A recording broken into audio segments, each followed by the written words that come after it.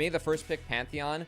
Kanavi's going to be okay this game. I think my beef with Pantheon has been you have to be able to win the front line. The fact that he has an Alistar or Jace is going to be tanky enough for Pantheon to look in.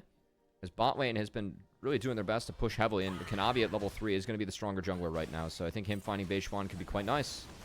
And we're already seeing Cream get some push here. There's the power of that early game rise now on this new patch. And Kanavi jumps over the wall with the blast cone and will steal away that Raptor or that Wolf camp.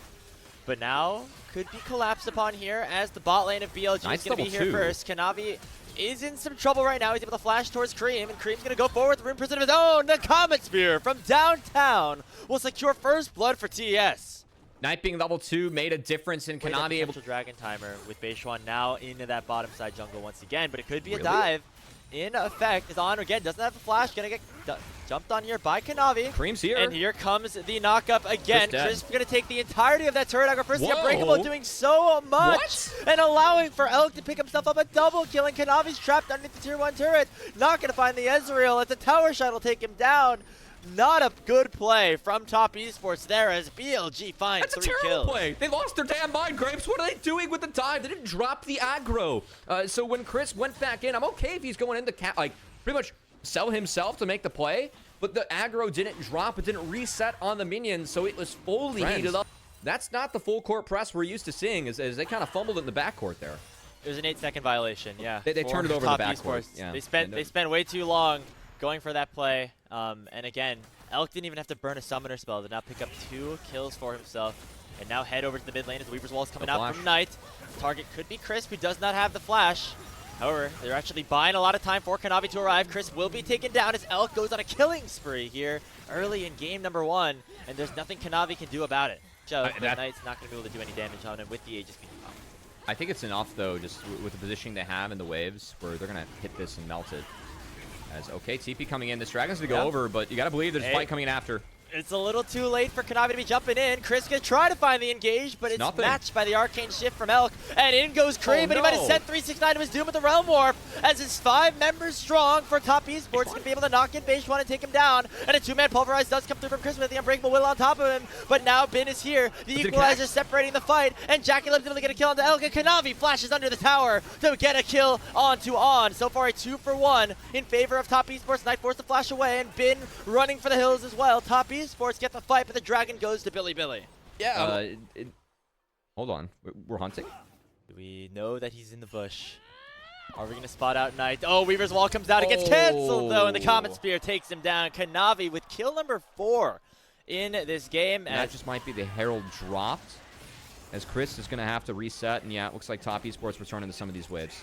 Oh, and look at On trying to cancel some of the bases as well. Making sure that Top Esports don't have the opportunity to reset. Also, don't want to go for the fight either. The Weaver's Wall going to block him in. Actually send Chris into the pit. Kanavi not going to be able to get over there. So it is Beishwan securing himself the Rift Herald. Cream doing some damage into the front line. Locket already popped by On. Here goes the Ball Breaker forward. Jackie Love has been collapsed upon the Realm Warp. Going to send Chris into the Pulverize. Doesn't find a single target. Now Bin on the back line. Going to be collapsed upon by Cream. He has a lot more HP and a lot more work to deal with. But on the other side of the fight, it's BLG winning out. And Bin's going to yeet himself out with the teleport and say, CY at sign, baby. Beishwan forcing his way underneath the tier 1 turret. Kanavi at 200 health, and Top Esports mid jungle in a severe amount of trouble here.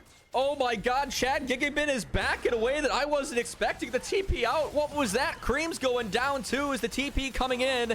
That's not going to save Cream in time. BLG, they find the objective in the fight win off of a really hectic fight from Top Esports where Elk was able to just beat actually, and then Bin just 1v3. Able to zone out the rest of Top Esports, and then I was like, is that a spectator bug? What's going on? No, he hit the yeet button. He's out of there, man. Get me back to the turret. Bin was calculated. As well as the Trinity Force, I mean, we've already seen the amount of poke damage he was able to do onto Crisp to start that fight before the Rift Herald was initially aggroed, and now we're going to see maybe some more power from Elk as everybody collapsing upon Jackie Love and taking the Kaisa down in the mid lane.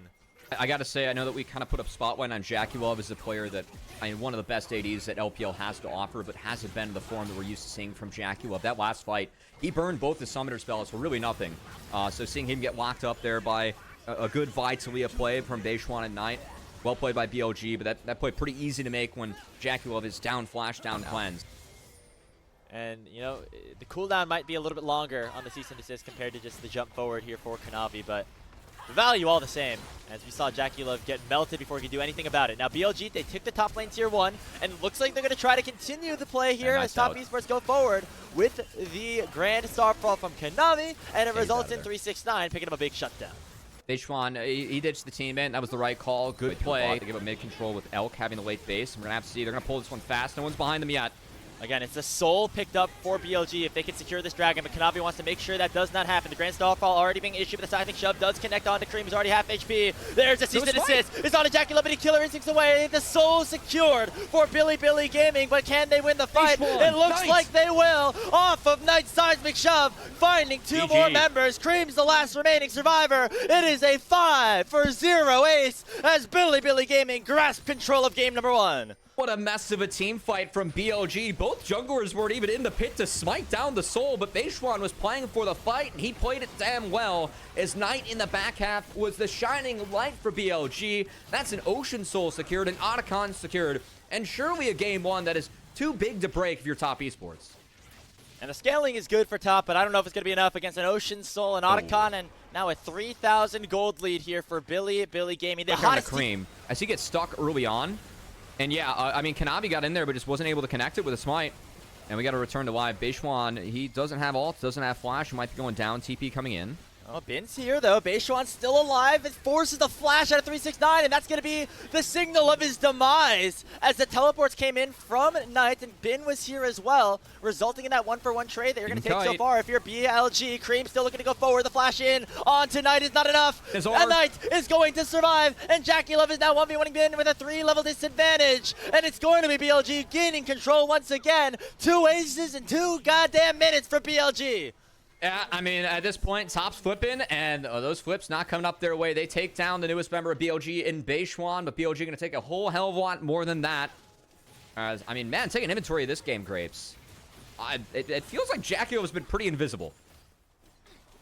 Hasn't done too much. I mean, he got a couple of early kills on the Kai'Sa, like in the mid lane there, but starting off from that dive, really setting himself up for failure there, as Elk has had his more aggressive picks with more agency that he hasn't actually been as strong as the Jackie Love that we know and love for the most part.